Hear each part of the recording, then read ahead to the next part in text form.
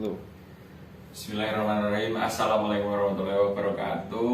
Waalaikumsalam warahmatullahi wabarakatuh. Selamat sore Bapak-bapak. Sore Mas. Perkenalkan, saya dari mahasiswa Ilmu Tanah Fakultas Pertanian Universitas 11 Maret. Nama saya Freddy Gunawan. Sekarang sudah kuliah di semester 6. Nah, izinkan saya untuk memberikan penyuluhan kepada Bapak. Untuk pertama kali kenalan dulu dengan Bapak siapa? Saya Bapak Suparno. Bapak? Saya Bapak Stephen. Oh yes, gitu Pak. Nah, untuk materi yang saya bawakan pada sore hari ini adalah tentang pemanfaatan Azula pinnata untuk pertanian. Nah, untuk kenal lebih dekat sendiri, itu Azula itu adalah tanaman air. Nah, tanaman air yang biasanya terdapat di di sawah yang tergenang air. Nah, atau dengan dibudidayakan di kolam-kolam ikan ataupun kolam biasa, seperti itu Bapak. Nah, untuk pengangkatan masalah dari Azula untuk pertanian ini adalah karena pemanfaatan pupuk kimia yang terus-menerus akan mengakibatkan tanah itu menjadi keras. Nah, sehingga waktu mengolahnya itu agak susah.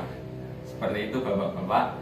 Nah, untuk pemanfaatan Azula sebagai pupuk itu sangat memungkinkan. Pasalnya Azula yang kering atau dalam bentuk kompos itu mengandung nitrogen, fosfor, kalium, dan mengandung unsur hara lainnya seperti kalsium, ferrum, dan mangan. Nah, hal ini pastinya akan bisa menggantikan pupuk-pupuk yang bersifat kimia tadi. Nah, sehingga dari Bapak juga mengeluarkan biaya dari pupuk kimia itu akan ditekan oleh pemanfaatan Azula ini. Nah, untuk Azula itu biasa digunakan sebagai pupuk organik dan membantu memperbaiki keadaan fisik dari tanah itu sendiri, sehingga akan berakibat pada pertumbuhan dari tanaman padi itu sendiri. Nah, sehingga nantinya akan meningkatkan produksi dari padi panjenengan Bapak. Seperti itu. Nah, untuk kegunaan dari Azula sendiri itu sebagai sumber N. Nah, untuk menggantikan pupuk urea. Pupuk urea Bapak Tahu saya pakai. Ya.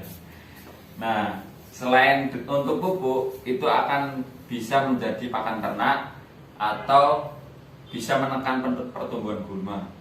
Nah, untuk cara perbanyakannya sendiri itu kemarin saya juga sudah mencari referensi dari literatur yang lain. Itu bisa dibuat di dalam kotak bak plastik itu dengan media yang bawahnya itu adalah campuran kotoran sapi atau letong dengan tanah, kemudian didiamkan selama 2 minggu itu, lalu kita tebarkan bibit-bibit tanaman Azula itu ke dalam kolam tersebut. Nah, ditunggu pertumbuhannya selama 1 atau 2 minggu, nanti akan bertumbuh dan memperbanyak diri, seperti itu. Nah, untuk yang selanjutnya itu adalah cara menggunakan Azula sendiri.